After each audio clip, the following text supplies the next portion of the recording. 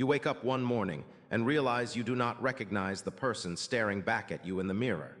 Not because you have changed physically, but because somewhere along the way, you became someone you never intended to be. You adopted beliefs that are not yours. You built a life around expectations that were never your own. You constructed an identity from the fragments of other people's projections, from societal scripts, from the need to be acceptable rather than authentic. And now you feel hollow. Carl Jung called this the crisis of the persona. It is the moment when the mask you have been wearing stops fitting, when the role you have been playing stops making sense, when you can no longer ignore the voice inside you screaming that this is not who you are. This is not failure. This is awakening. And it demands a reset, not a superficial one, not a motivational rebranding, but a 28-day Jungian reset designed to dismantle the false identity you have been carrying and rebuild from the foundation of your authentic self. 28 days, 4 weeks, 1 lunar cycle. This is not arbitrary. Jung understood that transformation follows natural rhythms, that the psyche needs time to descend, to confront, to integrate, and to emerge. You cannot rush individuation. You cannot hack your way into wholeness, but you can commit to a structured process that creates the conditions for real change. A process that forces you to face what you have been avoiding, to reclaim what you have been projecting, to integrate what you have been repressing. This is that process. And if you follow it with ruthless honesty, if you refuse to negotiate with your own resistance, if you treat these 28 days as the most important psychological work of your life, you will not emerge the same person. Let me be clear about what this is not. This is not a productivity challenge. This is not about optimizing your morning routine or building better habits or becoming a higher performer. Those things are symptoms, not solutions. They address the surface while the foundation crumbles beneath. This reset is about something deeper. It is about confronting the unconscious forces that have been shaping your choices without your awareness. It is about retrieving the parts of yourself you abandoned to fit in, to be loved, to survive. It is about learning to live from your center instead of from the expectations of others.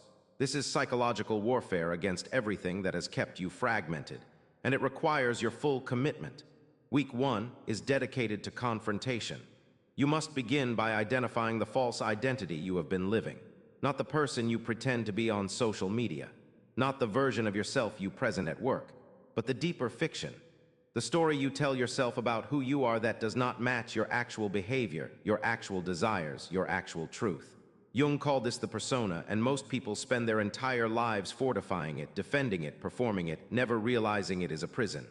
Your first task is to write down every role you play. Son, daughter, employee, partner, friend, leader, caretaker, rebel, victim. Whatever masks you wear in different contexts, write them all down. Now ask yourself the question that terrifies the ego: which of these roles reflects who I actually am, and which are performances I maintain to avoid rejection? This is brutal work, because you will discover that much of what you call your identity is borrowed. It is constructed from what your parents needed you to be, what your culture demanded you to be, what your trauma taught you to be to stay safe.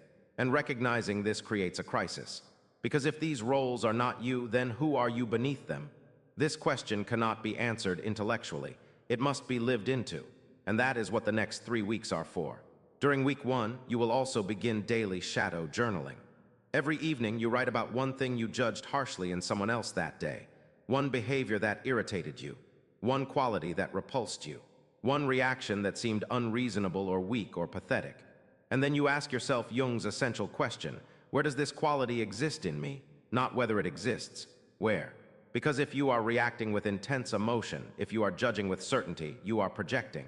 You are seeing in them what you refuse to see in yourself. This is not comfortable. Your ego will resist. It will insist that your judgments are objective, that those people really are annoying, that you are nothing like them. Do not believe it. Write anyway, every single day. Because projection is the shadow's language, and until you learn to read it, you remain unconscious. Week 2 is about descent. You have identified the false identity. You have begun to see your projections. Now you must go deeper. This is the week where you confront the material you have been repressing, the grief you never processed, the anger you sublimated into politeness, the shame you covered with achievement, the fear you disguised as control.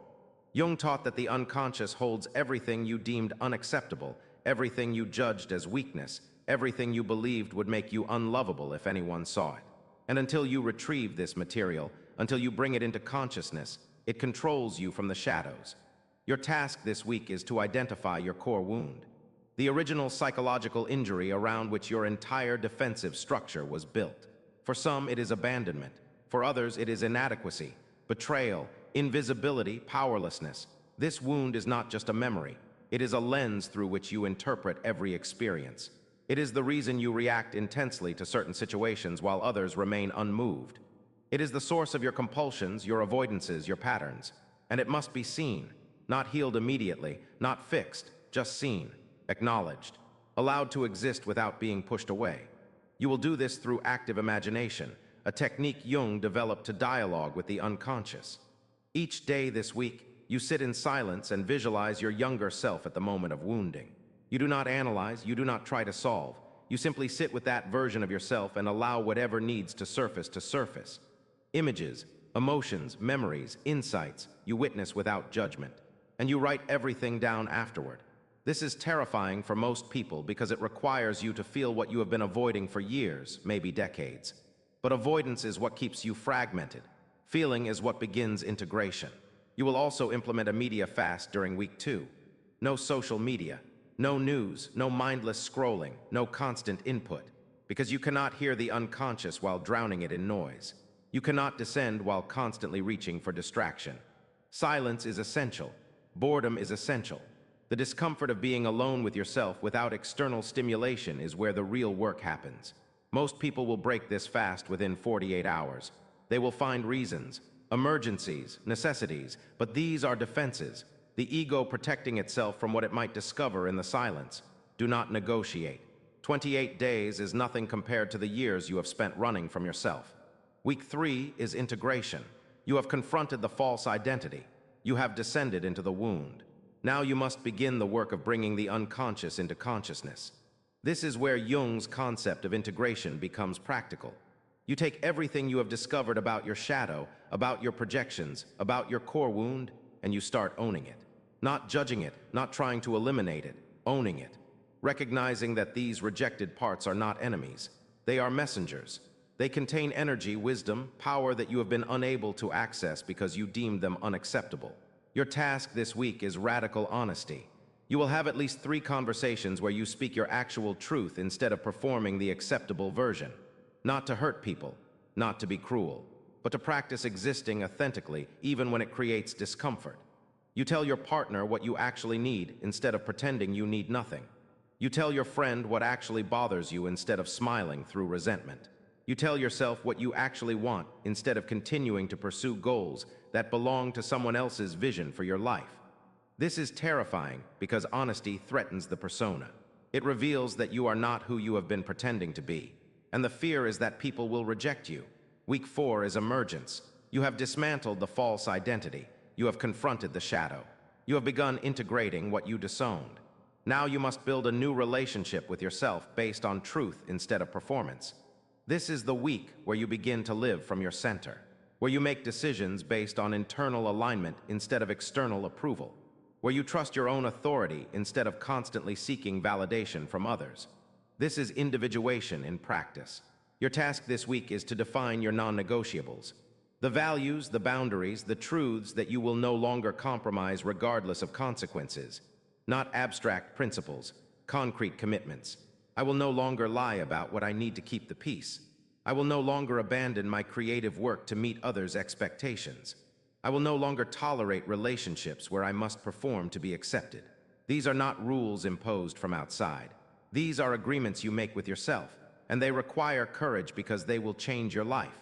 They will end some relationships. They will close some doors. They will eliminate some opportunities. But they will also create integrity. They will align your behavior with your truth. They will make you whole. You will also begin a daily practice that Jung considered essential, solitude without distraction. 30 minutes every day where you are alone, not consuming, not performing, not producing, just being, walking, sitting, breathing, existing without purpose. This is where you learn that you are enough, that your worth is not conditional on achievement, that you can be with yourself without needing entertainment or validation or proof that you matter. This practice continues beyond the 28 days. It becomes the foundation of your new identity, an identity rooted in presence rather than performance. During this final week, you will write a letter to your future self, not a goal list, not a vision board. A letter from the person you are becoming to the person you have been. You acknowledge what you discovered. You honor what you integrated. You commit to what you will no longer tolerate. And you remind yourself that individuation is not a destination. It is a process, a daily practice of choosing consciousness over unconsciousness, authenticity over performance, wholeness over fragmentation. This letter becomes your anchor. When you start to slip back into old patterns, when the persona starts to reassert itself, when the pressure to conform becomes overwhelming, you read this letter, and you remember who you actually are. Let me tell you what will happen if you do this work honestly. You will lose some people, you will lose some opportunities, you will lose some versions of success that you thought you wanted. This is not failure. This is shedding.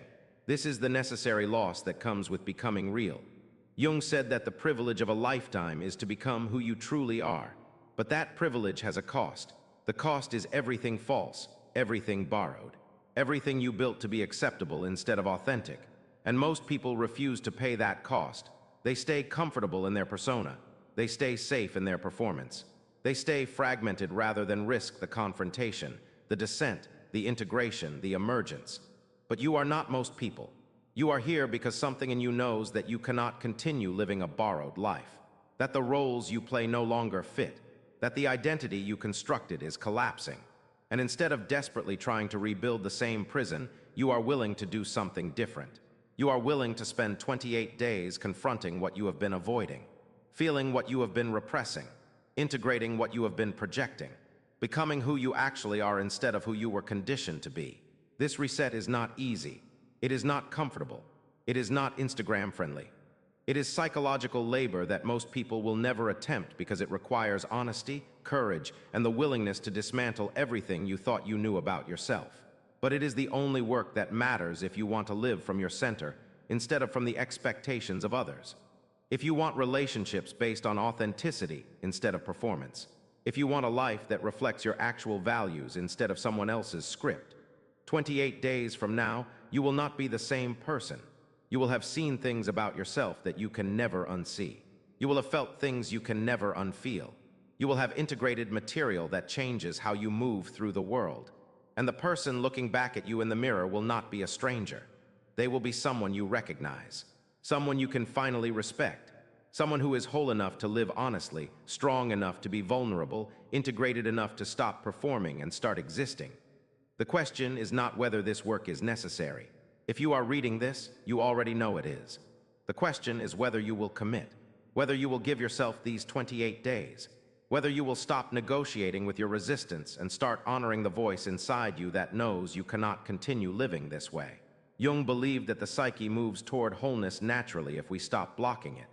These 28 days are about removing the blocks, about creating space for the unconscious to surface, about allowing transformation instead of forcing it. You do not need permission. You do not need the perfect conditions. You do not need to wait until you feel ready. You just need to begin. Day one starts now. Confrontation starts now. The dismantling of your false identity starts now. And 28 days from now, you will be someone who finally knows what it means to live from truth instead of from fear. Someone who has descended into their shadow and emerged integrated. Someone who has rebuilt their identity on the foundation of who they actually are instead of who they were told to be. This is your reset. This is your emergence. This is your life reclaimed,